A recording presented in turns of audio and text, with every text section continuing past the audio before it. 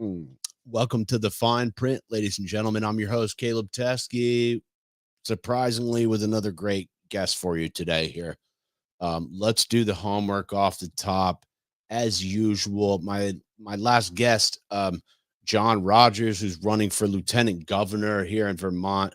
If you guys didn't check out the interview with John, I'm trying to cover a little local politics here for you. Patrick McNeil, who played one of the skids on Letterkenny, professional wrestler. Great chat with Patrick. I'm going to shamelessly plug Rodney's book here too. Rodney, who did my intro video, my outro video, The Why Restaurant, about his travels through the culinary industry here. Ian Oswald from Abstracts out in California, who's doing some fascinating research on what contributes to the smell of cannabis. Really good stuff from Malcolm McKinnon, Pot Shots, The Journey of a High Times Photographer. Really great interview with Malcolm. Micah Kahn, director of The Zombie Wedding, and Jeff Nordahl from Jade Nectar out in California. And I think that's all the back stuff I'm going to do coming up. I do have some, I got Marty Rollins and Billy Deacle, who are the subjects of this book, Flying High, which was about a cannabis bust down in Georgia where they had to land a plane out in the woods, which I found super fascinating. And then I got Janet Gray on November 3rd from the Miss Lindenville Diner. I know a lot of you guys have been waiting for that, and we've had to reschedule a couple times, but Janet is coming on too. And I got Dustin Byerly at Said One on the 10th of November. So stick around for that too. I think that's all I got for that homework. Today, my guest, guys, and I want to thank Rodney again for putting us in touch. My guest today, he's known as Mr. Hash Bash. He was a MC and an organizer for the Hash Bash for almost 20 years. He was the 1994 High Times Freedom Fighter of the Year. He's been an actor. He's done a bunch of other shit that we're going to get into. But today, guys, please welcome to the show, Adam Brook. Adam, thank you for being here. Hey, now, appreciate the invite. Before we do anything serious, Adam, will you give us a 5-minute life story?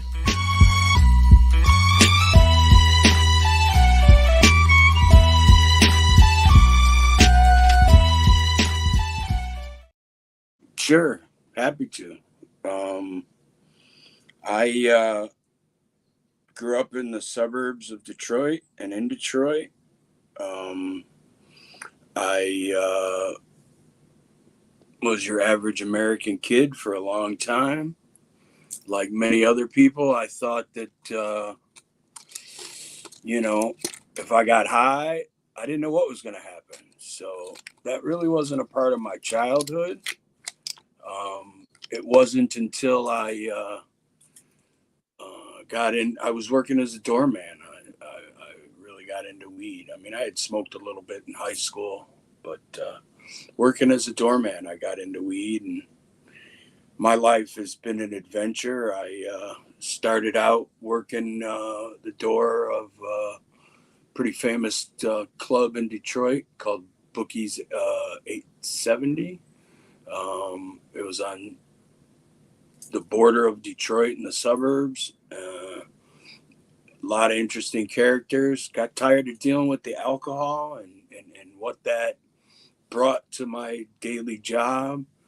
And I was looking in the local rag for something to do, another job. And I saw this awesome ad that said, juice bar, doorman wanted.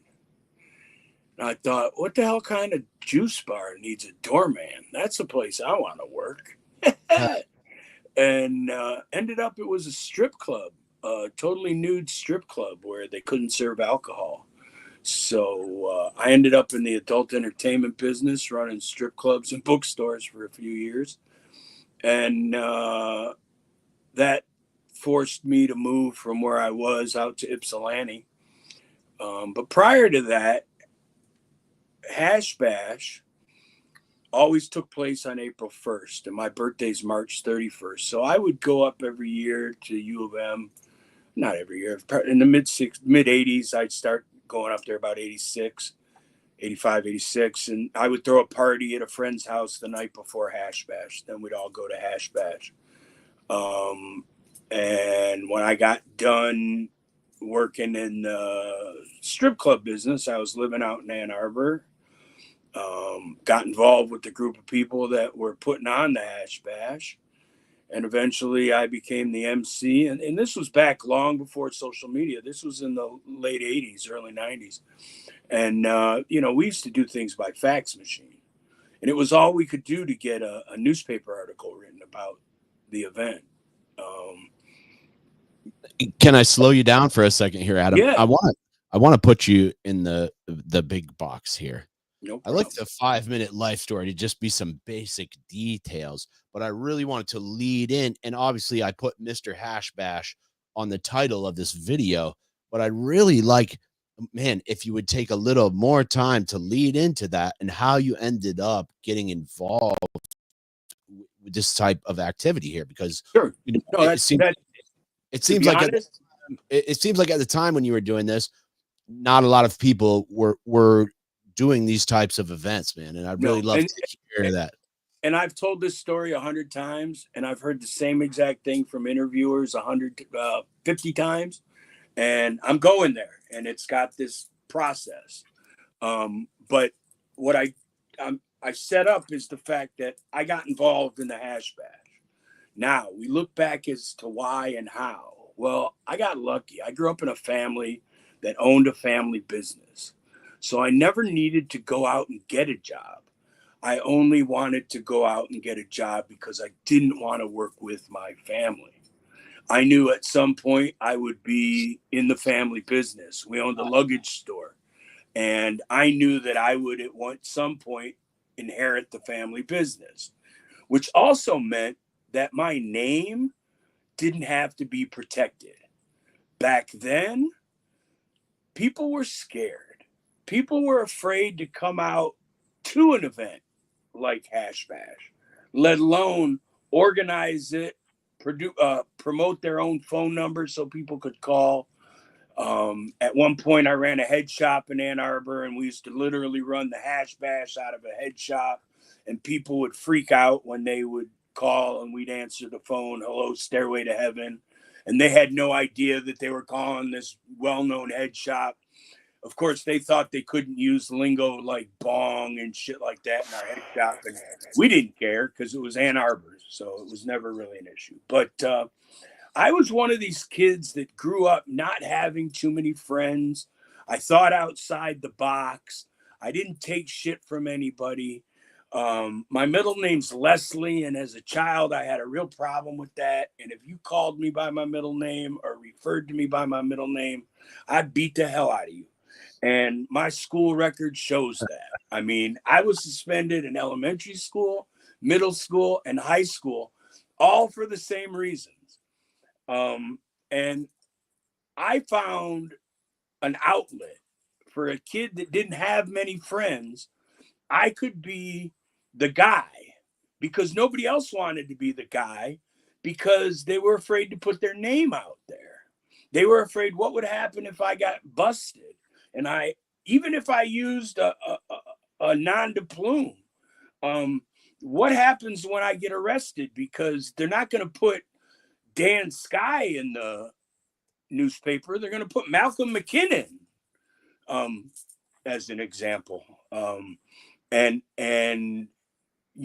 it makes a difference when you have a name that you don't have to worry needs to be protected. I was a nobody, and to me it didn't matter because my family was behind me if I needed a job. The funny thing is, my dad once told me when I would work for him on the weekends, and I'm hanging out and we're chatting, and he says, "You're a real embarrassment to the family with your weed politics." And I'm on a plane with my grandfather, his father, to Vegas because I used to take him to help him go to Vegas. He was handicapped. And he said to me, "I'm really proud of you because you stand up for what you believe in, and he was a constitutionalist and used to study the Constitution, had all these crazy big books. And he's like, I really appreciate the fact that you stand up and you believe in the First Amendment and you take full advantage of it. And I said, well, that's funny because your son, my father, tells me I'm an embarrassment to the family.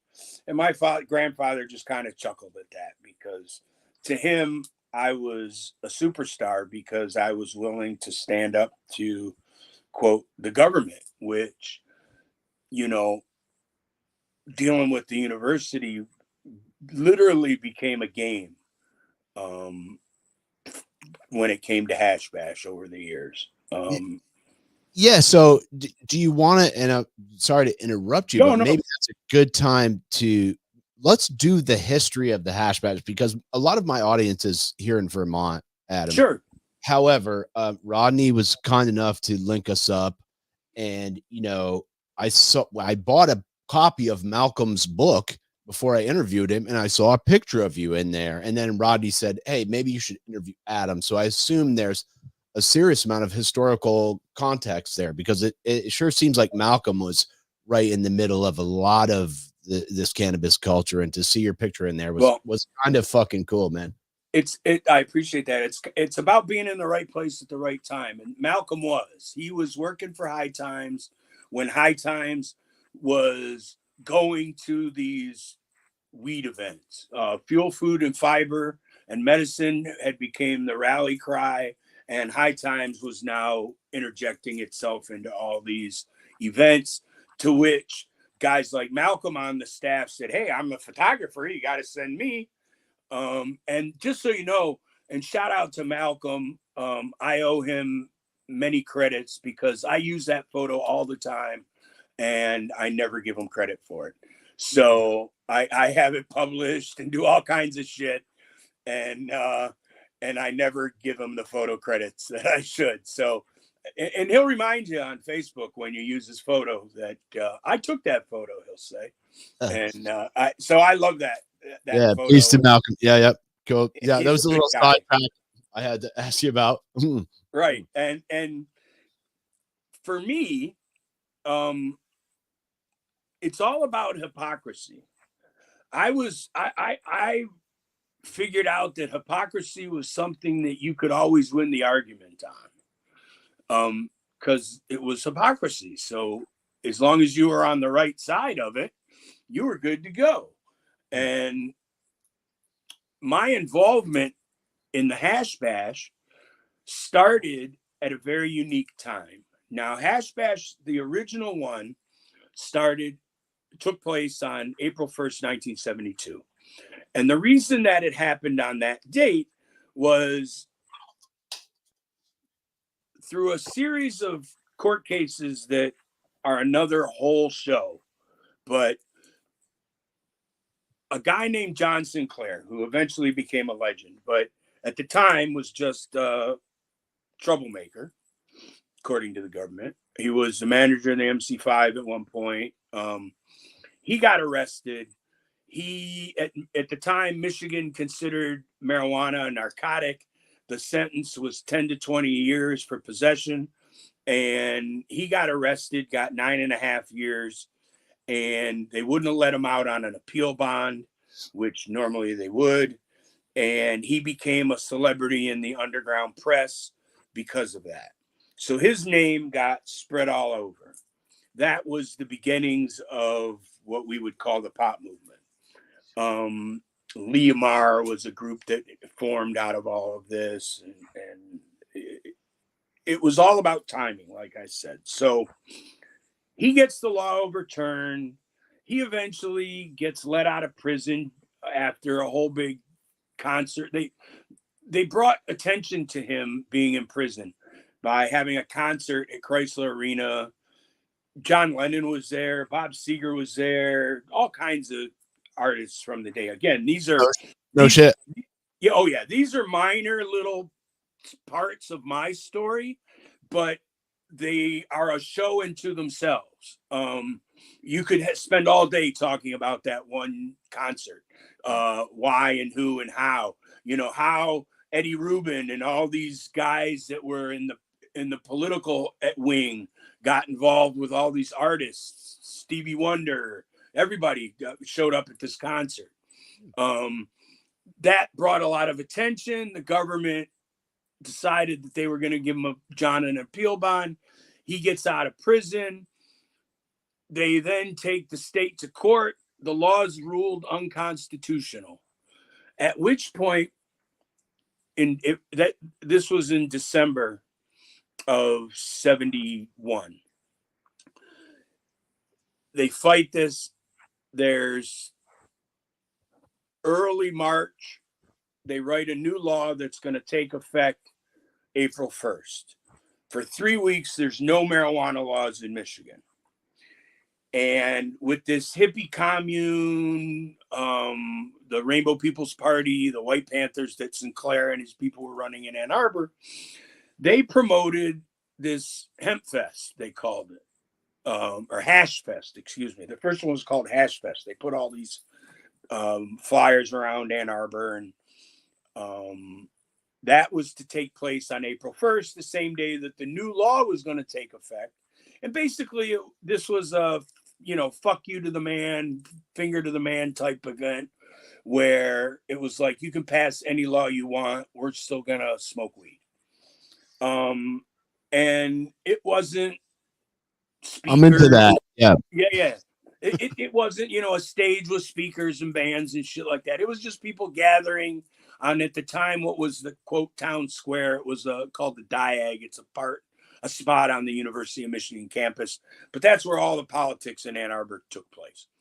And the second year, April 1st, by then the Ann Arbor News had already referred to the Hash Bash, and that kind of got pulled out of the newspaper and became the title of the event on the new flyers that were put up.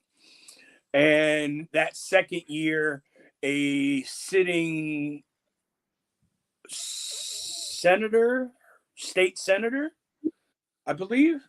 No, he might have been a rep. I'm sorry. He might have been a rep, but he was a state level politician. He got caught smoking not caught. They took a picture of him in the paper smoking a joint on the Diag at the Hash Bash. Wow. And he was censured by the body, and it became a whole big thing. But that brought some publicity to this event. And this was like 1973-ish. Well, this event goes and goes for years, and it's just a smoking. There was 3 events that took place in the country at that point.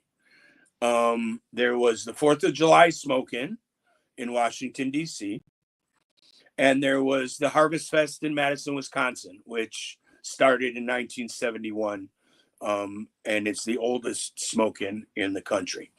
But DC, is it a little odd that there is like a big weed event in DC? That feels weird to me, because I feel like most of our government is kind of not super weed friendly. But yeah, but again, this was a protest put on by hippies, so they don't give a fuck about the government. And they were willing, and the yippies got involved. There were all these political groups at the time, so they weren't afraid of the government. They weren't afraid of cops with billy clubs. They'd fight back. I mean, their guns weren't involved or nothing. It ain't like today. But these guys weren't afraid of shit like that. And eventually those same people started the 4th Avenue Pot Parade in New York. But when Hash Bash first started, there weren't other events throughout the country. And Michigan was actually on the forefront because of that and the whole Sinclair thing when it came to things like medical. In the 80s, one of our future Republican governors, John Engler, was a state senator, and he co-sponsored a bill to create medical marijuana. The problem was with this bill, it was written in such a way that until the federal government was willing to hand out medical marijuana, the law itself was not in effect, because the marijuana had to come from the federal government, and they weren't handing out weed. So while we had this law, it didn't really do anything. And as the, and that's where my whole thing comes in with Hash Bash. In the mid 80s, the numbers were just plummeting because it was the 80s and we had the Reagan era and the war on drugs became something much different than it had been. At one point, the war on drugs that Nixon had created got ramped up by the Reagans. So people literally stopped coming out in public to smoke weed and protest because they now are scared that all these crazy things are going to happen to them. Not that they're going to fry their brain like the ad showed on TV, but that the government was going to come into their world. And the numbers were starting to drop. A friend of mine wrote a letter to High Times and says, you're this great pot magazine. How come you don't come to our event and cover this event that's going on? And at the time, the editors and the publishers, did a little research and they figured out, oh, maybe we should go. And High Times rolls into town, covers the event. And one of the weird things about High Times magazine is it had a 3-month lead time, which meant that by time you got your subscription, everything was outdated. Anything they wrote about, it happened 3 months previous. So July issue every year, they would write up a page, a paragraph, whatever, on Hash Bash. In the July 88 issue, which is a green cover that has a big ball of hash on the front, there's an article on Hash Bash, and there's a centerfold spread that shows someone had climbed up on the library where the event's held. It's held on the steps of the graduate library. Someone had crawled up on the roof and taken a picture of the crowd, which you have to understand, this is 1988. There was no such thing as a drone, and there was no way to get a crowd shot unless you crawled up on top of a building. It's just, I like to point that shit out because people ask all the time, well, what'd you guys do for social media? Are you kidding? There was no social media, but what we did do was we would send out a fax promoting the event to 300 news stations. And if one of them would pick up the press release or the local Ann Arbor paper wrote a story that legitimized the event, and other news agencies would pick up the story and write it and promote it. So I got involved in that era when High Times was, just starting to cover weed events. They came to our event. So was High Times the first outlet to really cover the Hash Bash? The first weed outlet, sure. The local paper, there's all kinds of articles every year about the event. And it was covered locally. But yeah, you have to understand that at the time, Ann Arbor was not thought of as suburban Detroit like it is now. It's 45 minutes outside the city of Detroit, and it was not part of the big mass of people. It was a town, actually, back then. I would live there for 20 years. It doubled in population, and it's since doubled again.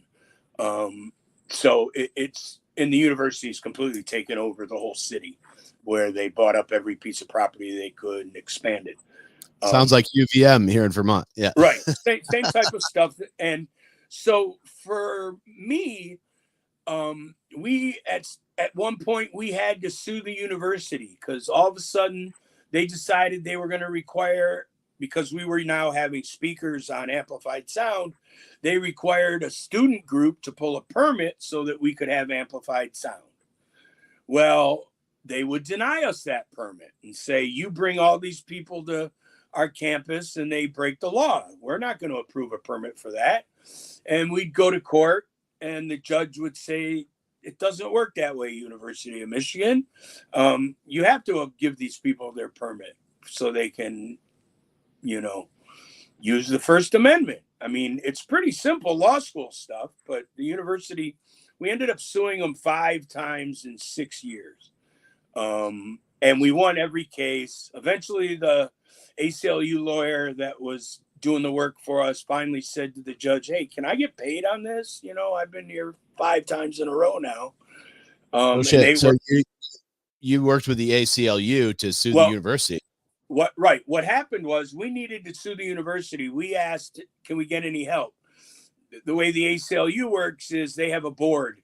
Their board decides, their local board decides what cases they may be interested in. We knew somebody that was in the ACLU, sat on that board. We said, "Hey, are you guys interested? Because we need a lawyer." And they're like, "Let me take it to the board." The board said, "Yeah." So then it gets kind of bid out to their ACLU affiliated lawyers. We had a guy who said, "Yeah, I'll do it."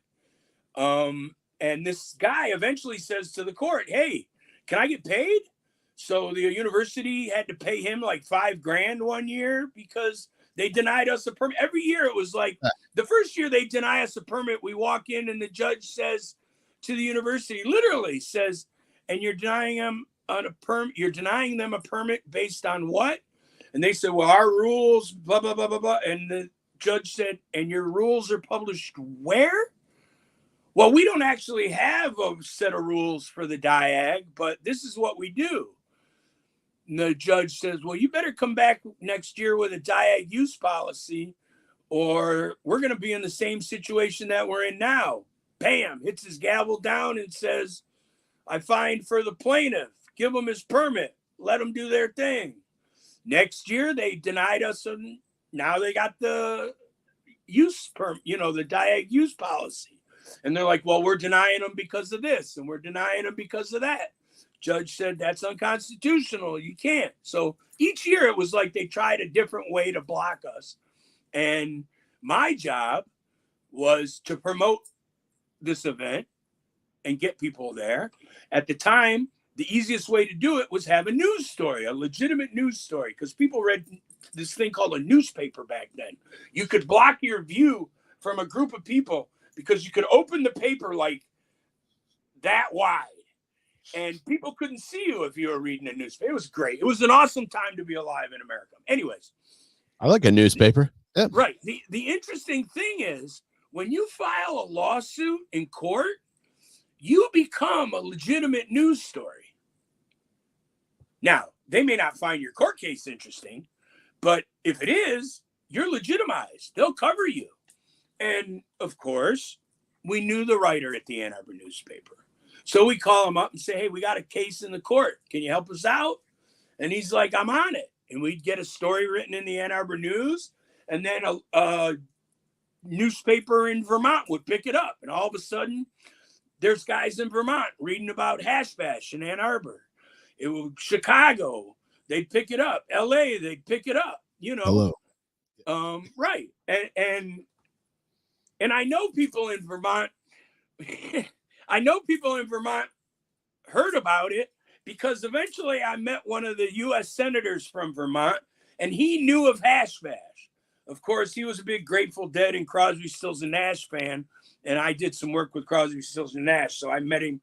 I saw him for years at shows, but when I first met him, I told him who I was and where I was from, and he's like, "Oh, I've heard of that." And I'm like, "Yeah, that means we're getting some play on the action we're doing." It wasn't like it is today where you can just put something on the internet. And I get phone calls all year round for the event we do for Hash Bash. It's called the Hash Bash Cup. Do you want to tell us who that person from Vermont was? Senator Patrick Leahy. Hey, all right, cool. So I was going to guess Bernie. No, Bernie, you have to understand that Bernie was thought of, and just as a side note, Bernie was thought of as an independent goof throughout most of the country until he was a reasonable alternative to what we had a choice of. You know what I'm saying? And it's yes, like, hey, maybe we want to think outside the box for who we elect next time. Let's talk to this guy Bernie. Which is how we ended up with Trump, because enough people said, "Hey, let's get a guy in there that's not a politician." Well, where were you when H. Ross Perot was running for office? Because at least he was a real businessman who made real money and would have never behaved, inappropriately as president of the United States. So that's just a side note. But, Yeah. you know, you do this long enough, you meet enough people, you have all kinds of stories to tell that relate but don't. And you know who I kind of liked was Ralph Nader on a a separate side note. Yeah. Right. Ralph was great, but when you realize who he was and what he had done, you realize that that generation of voters would have never elected him because he went after too many people and made headrows. You know, actually the car companies and shit like that, those people wouldn't have voted for him. Automotive would have never voted for him. Industry would have never voted for him. The people may have. I would have. Right. And now we're in a totally new spot because the last election, we voted in two of the worst weed people on the planet that had more people imprisoned for weed than any other two elected officials. I mean, one of them wrote the crime bill, for God's sakes. Do you know how many lives he destroyed? And was proud of it until he forgot who he was. He was proud of it. So, you know, you realize who these people are, and you're like, well, this guy's never done anything against weed. He just hates it because his brother was a drunk and died, and he hates drugs. Well, he hates drugs that he don't take is what he hates. And we all know that, you know. But now they give us a little, the federal government. They say, hey, we're going to start the process to maybe reschedule. And they're going about it in this goofy way where we're going to ask the opinion of all these different agencies. And then we're going to look at it and see what they say. Well, why would the DEA ever be involved in a decision make? You know, who cares what their opinion is? They're about illicit drugs. And Adam, I don't want to cut you off, but no. I am going to jump the gun because this is on my list of questions, and my notes are always a little scatterbrained, but since you brought it up, you know, I love discussing this kind of drug policy issues, and you know, especially now watching it play out, which I don't know, still feels kind of similar at the same. It's not quite as bad, but yeah, man. Nothing's changed. Nothing's changed. Here's what's changed. The ball has moved forward. The game is still being played. The federal government is holding on for dear life to the weed thing because, well, there's no reason. There's no reason. The federal government needs to deschedule, not reschedule, any rescheduling plan that they've come up with, even the one where they were going to create a separate category for THC, a separate schedule.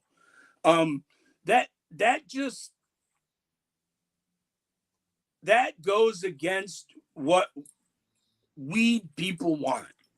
Now, they don't know that because the only weed people they listen to are industry people, and industry people are happy to work amongst the rules you have in order for them to make their money. Weed's not that type of substance or product. You can grow it at home. There's no reason you shouldn't be allowed to. In every state that has legal weed, you should be allowed to grow weed, and they shouldn't be allowed to tell you how many plants you can grow. Because if you know what you're doing, you can literally grow one bud out of a little cube, out of a little teeny looking plant, one bud bigger than any dick you've ever seen, but one simple bud, which means you got to grow a few hundred of those in order to have a decent crop because you're not growing 8-foot trees that are producing whatever. So you need a couple hundred plants. Now you're in the scary territory because you're growing illegally a bunch of plants that the government says over a certain number, we're going to lock you up here. Or we're going to send you away for this period of time or whatever. And the government realizes they have a problem. Now they're using the weed game in order to get votes. They're telling us that the same thing that they told us when we elected the last two idiots and they told us when we elected the idiot before him and the idiot before him, all the way back to Jimmy Carter, who basically said, elect me president and I'll legalize weed. Well, the president can't do that. That's an act of Congress. So they give a little bit and they make it sound good, but they don't do anything. Biden, God bless his soul, Biden signs this piece of legislation that changes and releases federal prisoners and does all this stuff. And 0 people, it also allowed for expungement, federal expungement. 0 people were released from prison because nobody goes to federal prison for possession.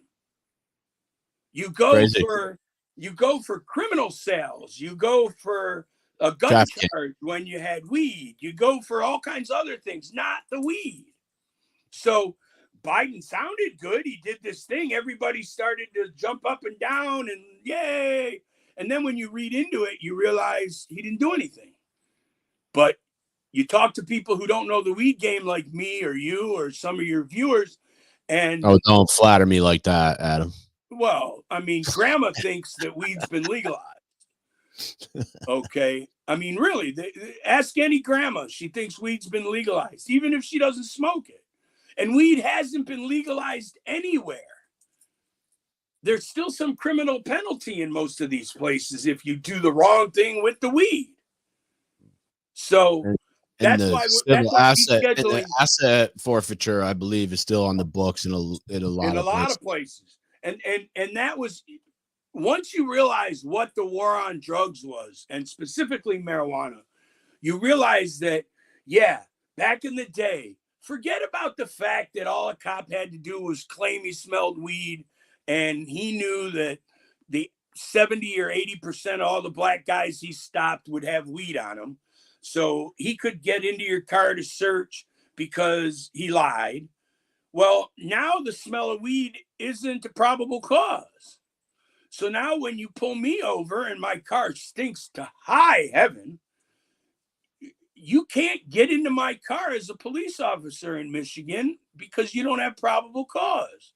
Because the law has changed in such a way that you now have to figure something else out. Now, we have to protect ourselves here. We have a medical system in Michigan, and we still have DWI laws on the books. And if you test positive for weed, you can be charged with a DWI. But if you have your medical card, you're exempt from that law.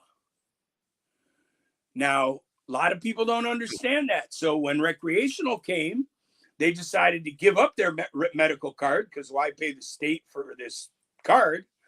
And now they don't have this insurance policy that says if you get stopped, you can get out of it. And that's one of our pushes, is to remind people that you should have a medical card. Even if you don't need one, you should get one because it'll keep you from the DWI laws.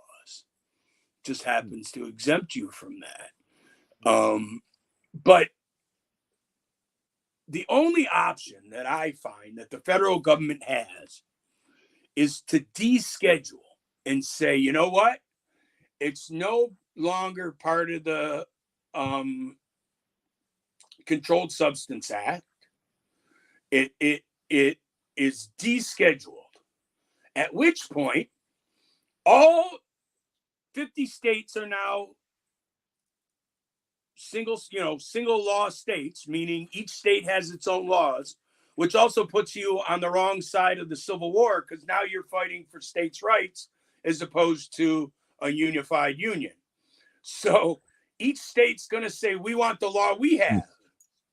Michigan doesn't want to have the same law as New York or California. And New York, when they wrote their law, they wrote it in such a way that it worked for them, but that wouldn't work in Michigan. I mean, all this crazy, each state's going to have its own law. That's going to be crazy. It's not working in New York either. No, not yeah, well. It is working in New York, but they allowed something to happen in New York that they've allowed in many places and weren't paying attention. And that was they allowed the illicit market to look like it was the legal market, at which point people are shopping, people are making money, and now the government decides, well, we license these places, and our licensees are complaining that the guy down the street doesn't have a license, and he's selling also, same size storefront and all this. So now we have to go after the illegal market. Well, yeah. that's not good for anybody, because the illegal market is, where it's at. If you ask me, I'm a black marketeer. I don't buy in dispensaries. I don't go into dispensaries. I wouldn't want to be seen coming or going out of a dispensary. The few dispensaries I have been in are owned by people I know, and I go through the back door. So, let me park behind the building. I'll knock twice on the door. But the federal government really has a problem because, A, they're not going to be able to tax this product the way they thought. They've tried repeatedly in a couple of the banking bills and things like that to say, oh, well, we're going to have a federal tax. It'll be 5%. Well, that means in some places where it's already 26%, it's going to go up to 31%. That's outrageous. Why is marijuana treated like the wicked redheaded stepchild? I mean, I prefer to use a different description, but I'm trying to watch. I always thought some of those taxes were like vice taxes, like, oh, this alcohol is really bad, right? So we're going to tax it, but then you tax weed like double that. But there's nothing wrong with a vice tax if they take that tax and use it to soften the blow of that vice. So if you're going to take the alcohol taxes and use it for awareness and anti-drunk driving and all that, that's one thing. But to look at weed, which causes no problems, and say, well, we're going to tax it 30%, and then the feds say, well, we want 5%. That's why their laws, their legislation that they put up never goes anywhere, because it doesn't make sense. However, I do understand the game. And what I think personally, and I put this out there, is that what the federal government needs to do is they need to deschedule and then come up with a tax stamp. That tax stamp is to be used on the one thing that the federal government can control, and that's interstate commerce. So if you're going to take your weed from Michigan to Ohio, you better have a tax stamp on that package, just like a pack of cigarettes, so that we can prove that the federal government got their piece for that interstate transfer. I have no problem with that. We're good with that, because we can then keep what we have in Michigan, and it doesn't have to leave the state, and we don't have to worry about paying the federal government a tax on that.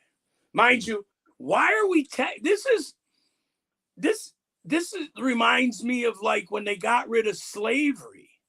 And I've read letters from former masters to former slaves, or I should say former enslaved people. And letters back and forth from the former enslaved to the former master. The master says, Jim, I'd love to have you come back and live on my land. And the former enslaved Jim says, Master, I would love to, but the way you treated me in the past, I couldn't put up with that no more. And I feel you owe me some compensation for that. Now, that seems crazy to us nowadays, but that happened hundreds and thousands of times. And in the weed game, how are we doing business with the federal government after the way they treated us? After the war on drugs, I see these things that say veteran parking. If I ever see something that says veteran parking, I'll park there. Now, if it says military veteran parking, I won't park there, because I was never stupid enough to sign my name to that piece of paper. But if you were, we give you that parking spot. But I'm a veteran of the war on drugs. I fought it for 35 years already. And how do you have a war on substances that then affects the people? And that's what the war on drugs was. It just decimated families. And I can't see doing business with those people. I mean, originally, I didn't even want to pay state tax on weed. And I said, nobody, if the state wants to collect taxes on weed, that money should go into an escrow account until anybody that ever voted on previous legislation that either penalized or didn't decriminalize was out of office. Meaning they shouldn't have the right to fix the potholes based on the weed tax because now they have this influx of money. That's what they tried to do in Michigan. Potholes. Let me ask you this, Adam. I believe in Michigan, the head of the cannabis regulatory agency is a former police officer. Oh, it's sicker than that. But yeah. How do you feel about the law enforcement involvement in that kind of activity? So I'm part of a group of people who outs those people for who they are and what they've done. I don't think they should be allowed anywhere near it. I don't think that, I mean, why not? Well, I have a number of reasons. Some are very, very personal. I would tell you that the Nuremberg excuse of I was only following orders, while that didn't work for the Nazis, it also shouldn't work for law enforcement in America. I'm not willing to call them Nazis, but some of them sure act pretty close. And I don't think that you can just flip on a dime like that and we should just do business with you, especially after you've destroyed lives. Now, I happen to have very few former police officer friends. I do have two, though. One guy was pinched between two cars and eventually found that weed on a traffic stop, eventually found that weed helped him much better than the opiates, of course. He had to get off of those, and he couldn't work anyways because of his body, what was done to him. And the other guy, this is funny. So I told you about the representative that smoked weed at the second hash bash. His name was Perry Bullard. He eventually was found dead many, many years later in what was an autoerotica situation. And this, I know this is crazy, but this other cop buddy of mine was actually the investigator on that crime. So when I first was introduced to him, I'm like, dude, and I said to the guy that made the introduction, I'm like, dude, I don't fuck with the police. He's like, yeah, but let him tell you who he is. And the guy told me, he said, I was the investigator on the Perry Bullard case, death case. And I said, I put out my hand. I said, you and I are friends because I'm really into what happened to Perry. I mean, I knew when they were trying to hide it, what was going on. And anyways, I'll have great conversations with this cop. So him and I became friends. He worked for a lawyer friend of mine as his private investigator. And, other than that, I don't fuck with the police. I think that, and I know cops who have claimed, oh, well, I never busted anybody. When I was a police officer, I used to just take their weed from them. I never arrested anybody. Well, A, you still took their weed from them. And B, I'll ask you the same question I ask every other police officer I meet. I don't care if you're the local dog catcher or the chief himself. The question I have is, how many fellow officers' names and badge numbers have you written down in reports for violating the rules or the law? And they all say 0. And I'm like, that's because you got to have each other's back, right? Which, same with the military. You don't want to be out there and not have some guy covering you because he's pissed at you. So, I point out to these guys that, in my opinion, the reason all cops are bad is because the good cops don't turn in the bad cops. Now, as of late, things are starting to change a little bit. But again, we'll see how that goes. This hasn't been the norm. I still don't trust these guys. And all because you're taking guys that literally murdered people and making them your examples doesn't really help me. I mean, I'm still pretty anti-cop. And not only is the guy that runs our regulatory agency a former police officer, the largest lab in the state of Michigan, who's been there under investigation for breaking all kinds of rules in the industry game, making up numbers and all kinds of shit. Here But it the is. guy that owns that lab, Virtus, he's a former lab director of the Michigan State Police. And he's the guy that decided when concentrates started coming in that because he couldn't identify what they were considered other or analogs. And the penalty for that was much higher than it made everybody a felon right away. There was no misdemeanor possession. So it just destroyed people because they get caught with a little bit of dabs and they'd get these huge charges. So that guy was a total asshole when he worked for the state, lost his job. Then he goes and opens a lab and basically should be indicted for the crimes the lab committed. But they look at him as a former police officer. When they first started in Michigan with medical, they had a review board that your license had to go in front of. A state senator who was a former sheriff ran that review board. He's been indicted, convicted, and sentenced to prison because he took bribes. And they just took his hunting lodge from him to pay his court costs and shit like that. And these guys should have never had their hands in the mix. Now, you have to understand, and I learned from one of our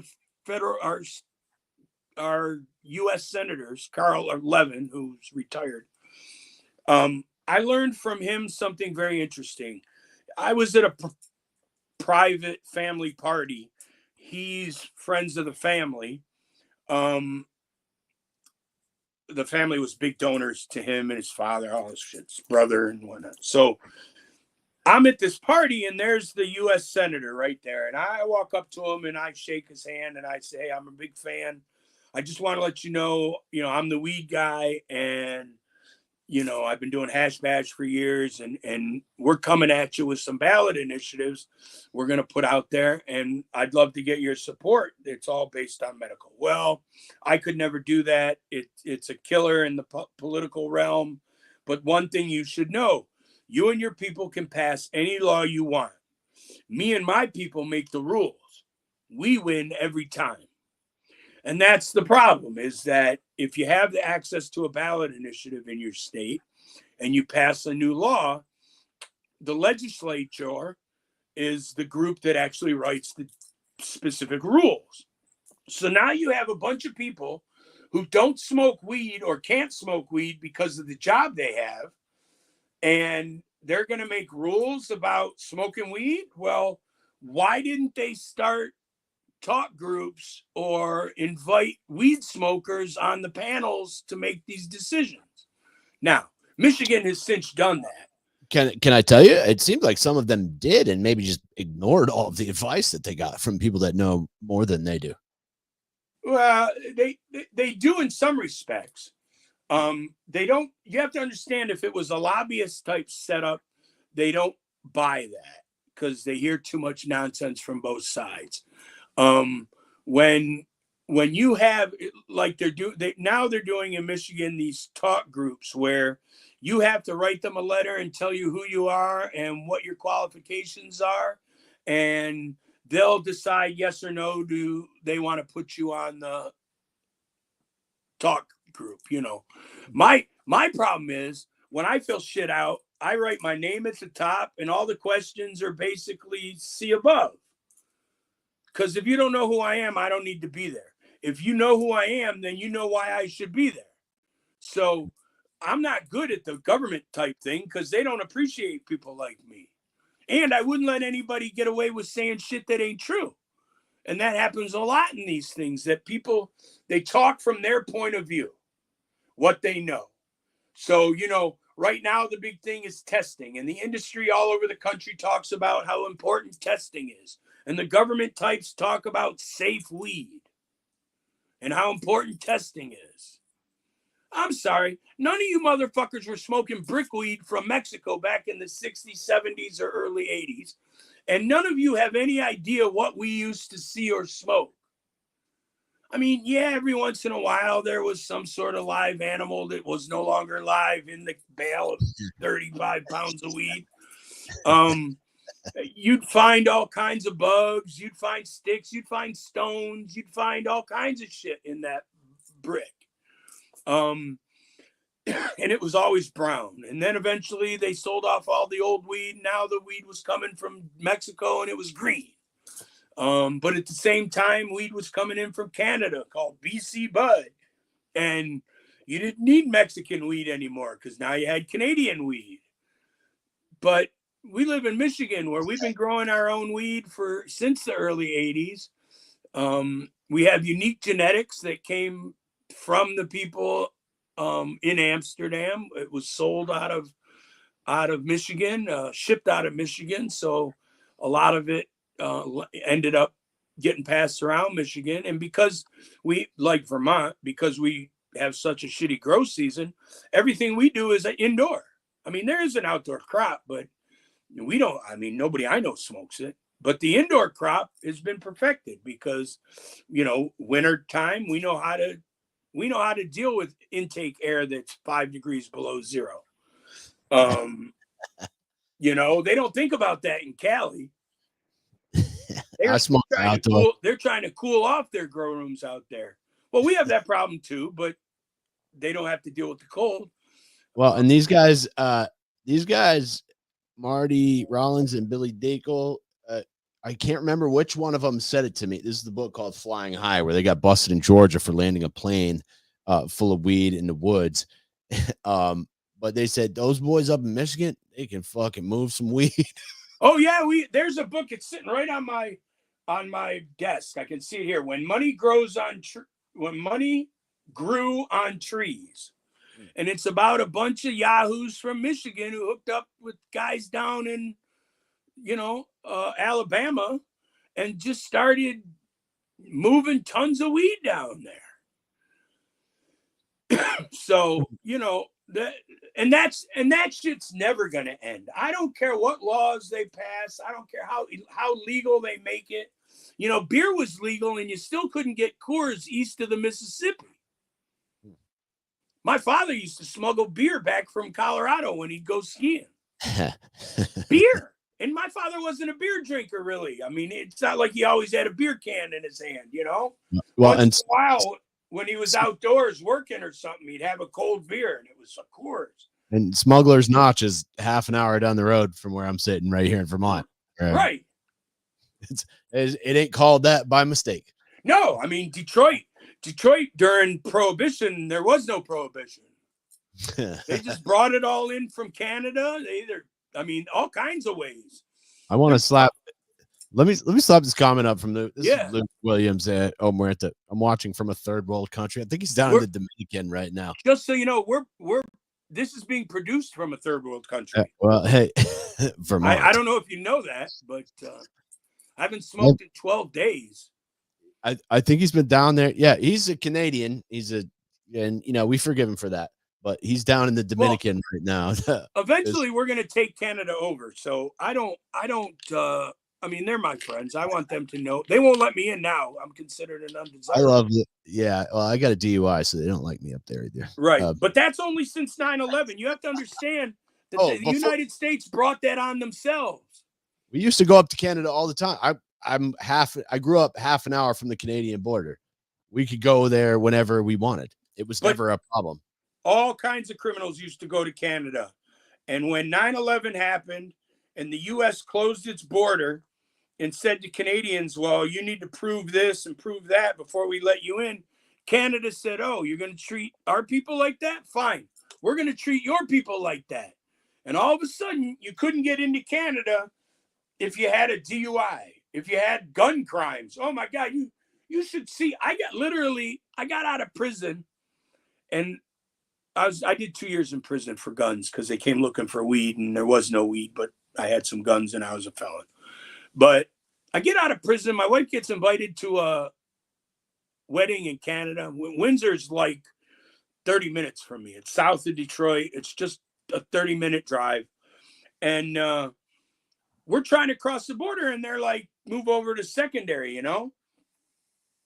And I'm like, okay. And they pull me in, and they're like, have you ever been told you can't come into Canada? I'm like, no, never. Matter of fact, I used to go to Toronto in a limousine, twice a week just to pick up dancers for my strip club. So nobody's ever told me that I couldn't come or go. Oh, well, we don't let people in anymore with crimes. I'm like, well, we're on our way to a wedding. I mean, look, our wedding clothes are hanging in the back seat of the car. And they're like, well, we'll let you in this time, but I can just about guarantee you, if you ever try that again, you'll get denied at the border. All right. Now, the funny thing is they actually have a process for getting over the border where you can apply for a permit. It costs about $2,000. You give them all this information, and they then approve you. And I worked with some bands over the years, and I was always hoping for a Canadian leg of the tour so I could make them pay that $1,800. But my buddies. Oh, I was just going to say my buddies broke up with their old friend Neil Young, so we didn't go to Canada. I listened to a lot of Neil Young growing up, man. Oh, yeah, I bet. Mm-hmm. I got a couple more here for you, Adam. No problem. Man, I'm not sure which I should do. Ask them all. I'll talk quick. Yeah, no, I want to just get your thoughts on. So one thing I like to ask people that are observing the markets in their states is like, if you could go back and you were in charge of writing all of the rules and legislation and the regulations for the regulatory agencies, like what would you change or keep? All right.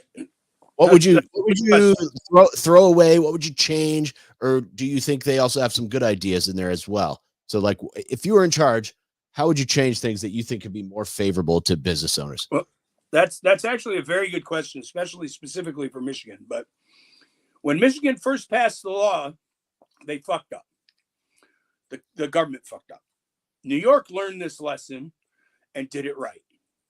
How they fucked up is they gave out permits for dispensaries, but didn't have growers on board yet. So they gave out their growers permits, and then it was 3-4 months before anything was available. So they got these licensees who are screaming and hollering, we need weed. Where are we going to get weed? And they let and that was the medical program. And they let the caregivers, because we have this whole separate law that has caregivers and patients. If you're a caregiver, you can have 5 patients. You can grow 12 plants for each patient plus 12 for yourself. And that's 72 plants. So we had all these caregivers who had all this weed, and they were like, hey, we want to sell it to these grow shops. And the government changed the rules, special rules, so that they could sell it to the grow shops and all this. And I was against that because I realized. Yeah, why? If they couldn't sell it to those companies, all those companies would have closed. The system would have failed. They would have had to come up with something new and write it differently. And that answers your question. What would I write differently? What I would write differently is that in Michigan, where we have caregivers, that they would be allowed to get their product easily into the metric system. The problem becomes... Oh, you got the metric. Yeah. Yeah. The problem is they want everything tested. And that's where I run into a problem, because we've got Chinese writings that go back 8,000 years that talk about weed.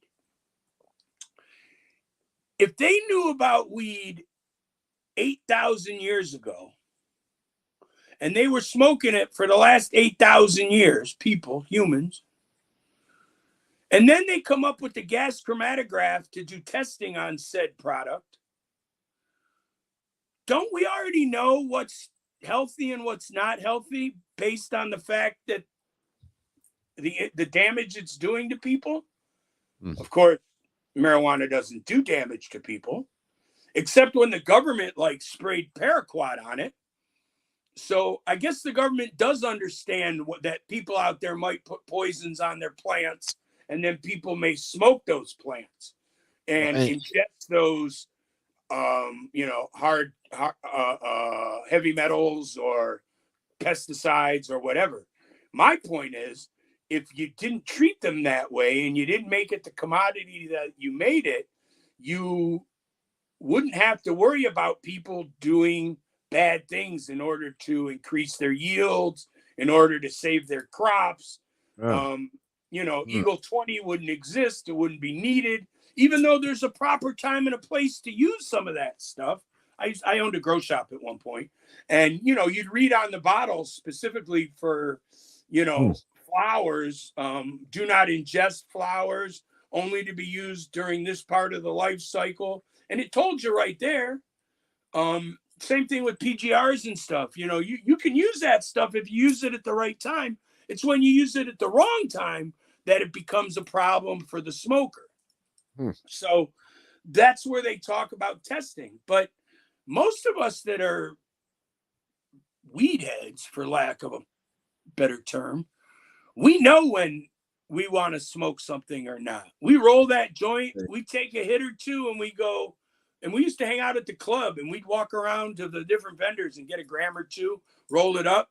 We'd sit there, we'd take a hit, pass it to the guy next to you. He'd take a hit. It'd go around the little circle of guys. And when the first guy got it back, he could tell if he was going to take a second hit or put it out. And we'd have an ashtray that had 20 joints in it that each had 4 or 5 hits taken off of them.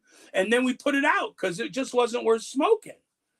So the human body's been testing weed a lot longer than machines. And what are you worried about? Yeah. And there is no fentanyl in weed. If there was, the sales would be skyrocketing. So enough with the lies already. Jeez. And if you'd let good cocaine come back into the country, maybe people would sprinkle it on their weed. But because you're bringing in garbage, nobody who would do that wants to do it anymore. No comment. The 151 in Detroit. Just for okay. But yeah, I would change the law so that the small guy and the little guy can get in. He can have a craft cannabis. One things I point out about the whole craft beer industry, people say, oh, yeah, we want just like the craft beer industry. Well, I don't care where you live. There's not a brewery that's still owned by the people that started it. 95% of them are owned by the major beer companies. Anheuser-Busch owns all kinds of small little breweries, and for good reason. And here's the thing. Budweiser, they just wanted to be the king of beers. They wanted to be number one. They didn't care the quality. And guess what? They're number one with low quality. But I'm from Detroit. We used to have Stroh's. That was a hell of a competition for Budweiser, How do you feel about the idea of direct to consumer sales for weed? I know this is like it's still not allowed in most states. I think New York was working on it, but events where vendors could go sell their products and shit. Yeah. In Michigan, you can gift weed. I believe that you should be able to have farmers markets where people grow and they set up and people come and can buy their product. I have no problem with that. Again, the problem is all these people that are conned by this testing thing.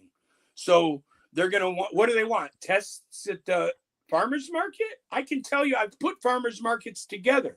Vendors will lie about their test results and tell you that they've had this batch tested and here's the results. The problem is those results are old and this is not the same batch that was tested. So,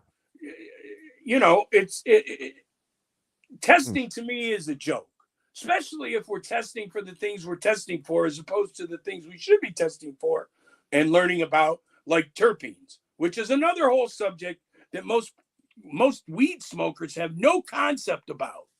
And also why terpenes make a difference. And also, if you guys are interested, you got to watch this interview with Dr. Ian Oswald that I had, where he talks about other compounds that contribute. Sorry, shameless slap there, but Ian had some fascinating comments in that same realm here. Well, And I'm all about CBGs, CBDs, CBNs, THCA. I mean, you know, once you learn all the cannabinoids and you realize that, and this is interesting. Oh shit, I can't remember his name at the moment. He's dead now, but he was a famous doctor at Harvard that was in the weed. Lester Grinspoon. Lester Grinspoon. Dr. Grinspoon said, Nailed it. You're welcome. Thank you. Dr. Grinspoon said, it's not the entourage effect. That's a bad label. It's the ensemble effect. And the reason why he said that was because an entourage, the example, if you used weed, would be THC is the leader and everything around it is the entourage that comes with it. But THC isn't necessarily the number one thing you want in a plant.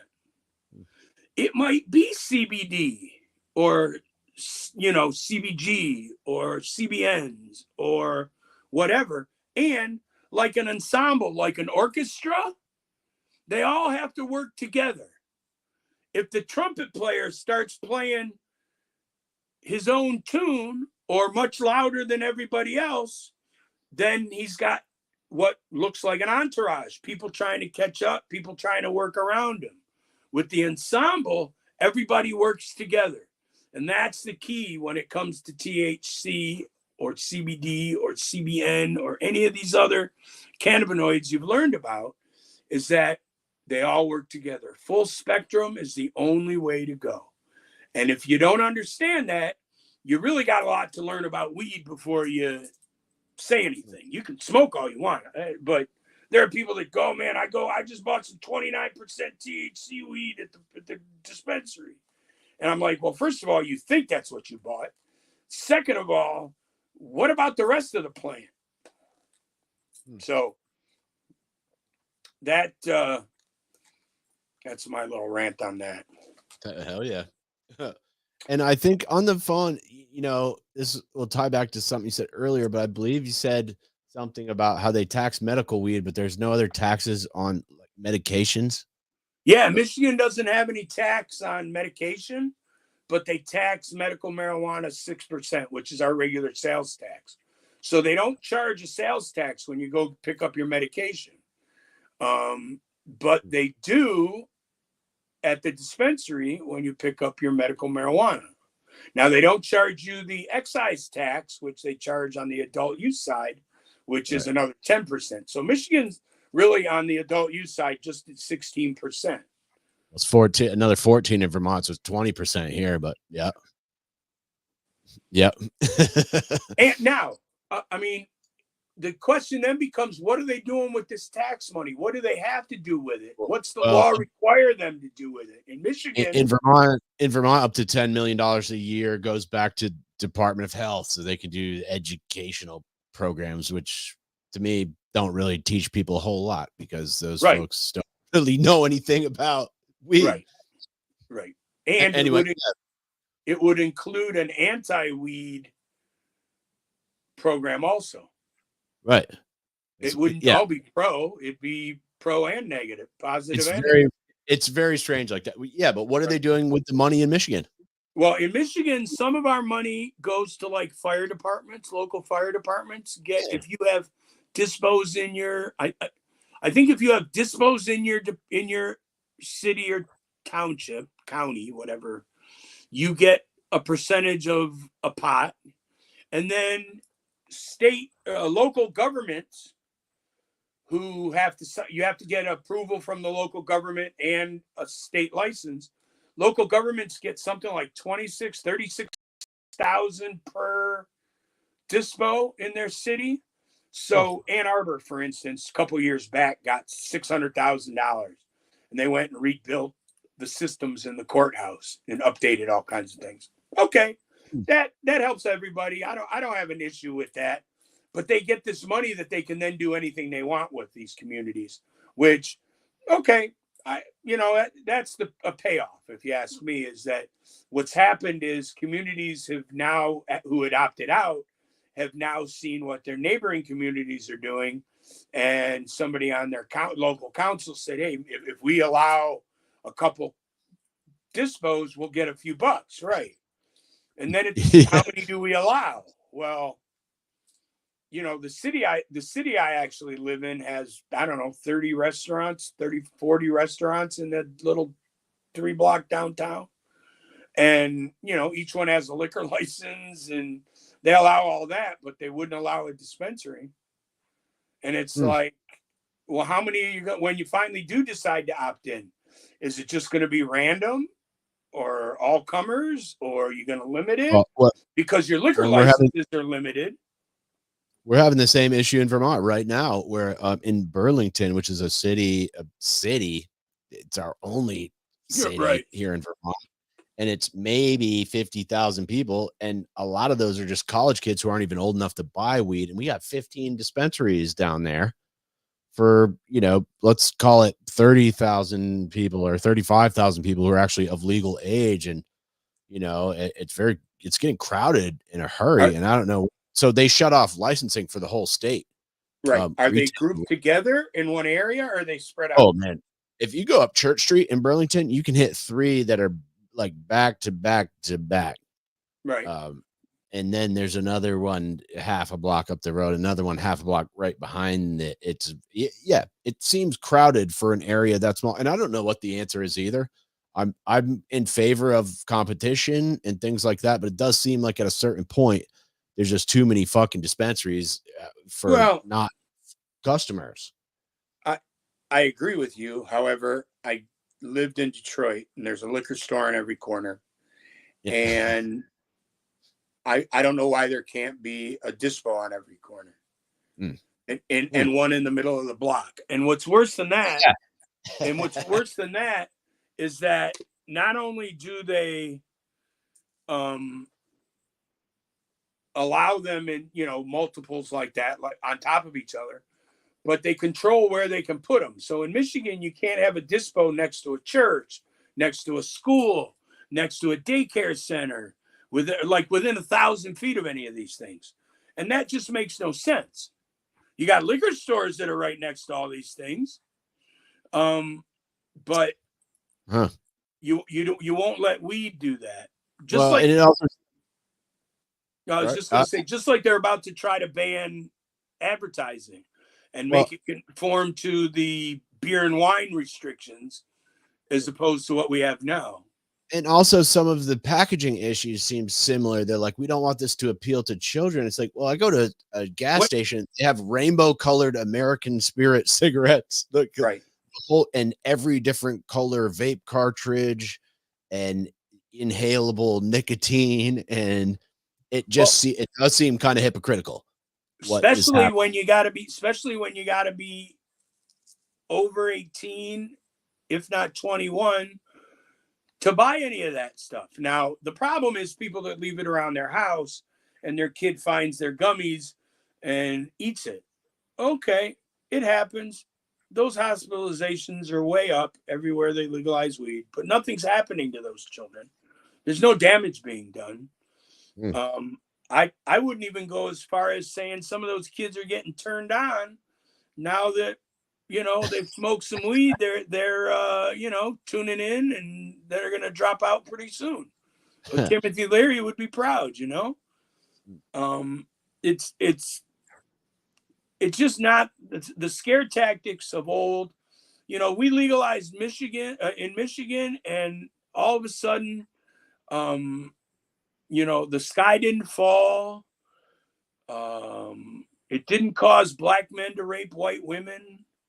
It didn't cause black people to think they were as good as white people. I mean, I've seen some studies that suggest that youth use did not go up either. Youth use actually goes down in a lot of places. But when you hear all the racist stuff that a guy like Harry Anslinger used to throw around, you find out that none of that was true, because now we've legalized weed and it just doesn't do those things. People just chilling. It's crazy. Whatever. I mean, that's the thing. It's the damage that they claim is so far from being true that it makes them look stupid. And now they're taking the different attitude of, well, enough places around the country have legalized that we should really consider changing, the Controlled Substance Act. Well, no, you should probably get rid of the Controlled Substance Act, because we shouldn't be treating people that way, using law enforcement. If they're using substances that aren't healthy, then maybe we should be treating them they should be being treated by doctors. But I'm also a pain patient. So I'm one of those guys that argues that not enough people are dying from opiates. And I apologize to anybody that's been negatively affected, but not enough people are dying from opiates that the millions and millions and millions of pain patients should have to go through what they go through in order to get the pain medicine that they need. Because the government is just totally, they decided that these companies were selling this shit and lying about it, and that, they were going to come down on it. Well, what about those of us who understand how to use it? And it's safe if you follow directions. Opiates are safe. It's when you don't follow directions that they're not safe. And when you decide that a dependency is an okay thing to live with, okay, as long as you can keep getting the product, I guess you're okay. Now, I don't know what you're going to do when you can't get it anymore, but there's those of us who, I literally have a scar from the bottom of my neck to the top of my ass. I've had 8 back surgeries, and I'm constantly in pain. And the best thing for me is a couple of opiates. I'm an Oxycontin guy. Couple, 20 milligrams, maybe once a week, maybe not even once a week. But, it lets me get a good night's sleep. It knocks the pain down for a while. I'm done. I did opiates every day for 8 years. I don't need to go back to that. I get it. I was pain-free. I could do more if I felt like getting up out of bed or out of my chair or out in front of the TV, But I understand it. The problem is the reaction by the government. And now you have a product like weed, where most people smoking weed in America nowadays wouldn't smoke it when it was illegal. They're all the Johnny-come-latelys who, now that they've legalized it, well, I guess I can do it. All right, whatever. There's a lot more people smoking weed than any government official ever thought was.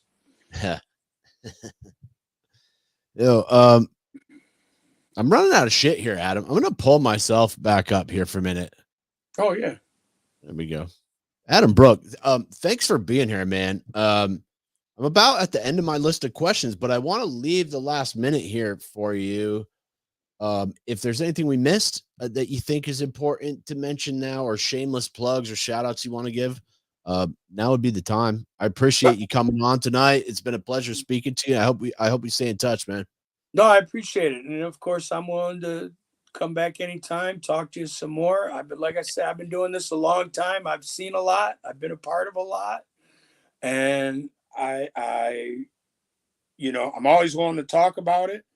I appreciate that the people who were where I was when I was there were the people that they were, the crew that was running High Times when I was coming up, were, real journalists who were putting together a real magazine.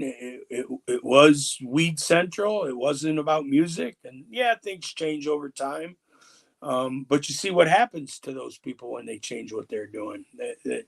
You get rid of all your superstars, and what's left? This industry needs a Sinsemelia Tips or a High Times magazine, or something that's willing to go out there and talk about the different strains and what's available and what's new on the horizon, grow tech wise. And it's all out there. Nugs, yeah. I got a Fat Nugs magazine from Dustin Hawksworth. Just want to slap that up there. Yeah, I collect shit. So I collect old, like there were other magazines besides High Times, like Head Magazine and stuff like that. And I got tons of all that stuff because I just been collecting over the years. Sorry, And I didn't mean to interrupt your. no, you're good. You're good. But it's stuff like that people, I know guys, no shit. I literally went to Denman Island in Vancouver, British Columbia, because High Times wrote an article about it.